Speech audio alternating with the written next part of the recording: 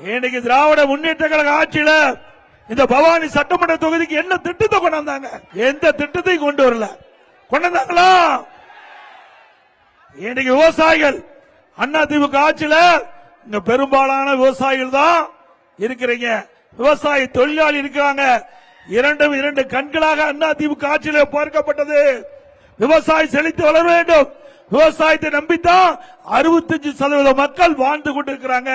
அப்படி விவசாயம் செழிப்பதற்கு மாண்பு அம்மா இருக்கின்ற பொழுது நம்முடைய விவசாயிகள் தொடக்க வேளாண் கூட்டுறவு கடன் சங்கத்தில் வாங்கிய பயிர்க்கடன் தள்ளுபடி செய்யப்பட்டது.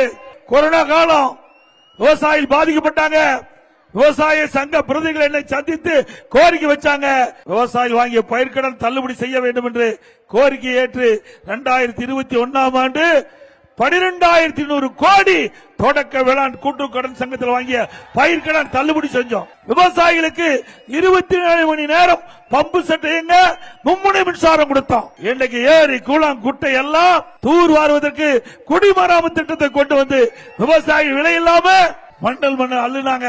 அப்படி விவசாயிகளுக்காக எண்ணற்ற திட்டங்களை கொண்டு வந்த அரசாங்கம் அதிமுக அரசாங்கம். திமுக அரசாங்கம் கொடுக்கப்பட்ட வாக்குறுதி எதுவுமே நிறைவேற்றலாங்களா? 525 அறிவிப்புகள் 2021 சட்டமன்ற பொதுத் தேர்தலில் திராவிட முன்னேற்ற கழக தலைவர் அறிவித்தார். 4/1 அறிவிப்புகளை நிறைவேற்றல. கிட்டத்தட்ட கேஸ் மானியம் மாதந்தோறும் 100 ரூபாய் கொடுத்தாங்களா? 100 நாள் வேலை திட்டம் 150 நாளா உயர்த்தினாங்களா?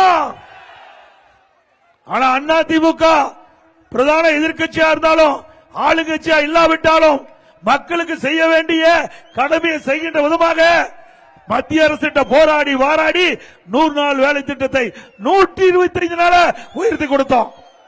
அது பொறுக்க முடியாத ஸ்டாலின் போராட்டம் பண்ணார். அப்படிப்பட்ட அரசாங்கம் தேவையா?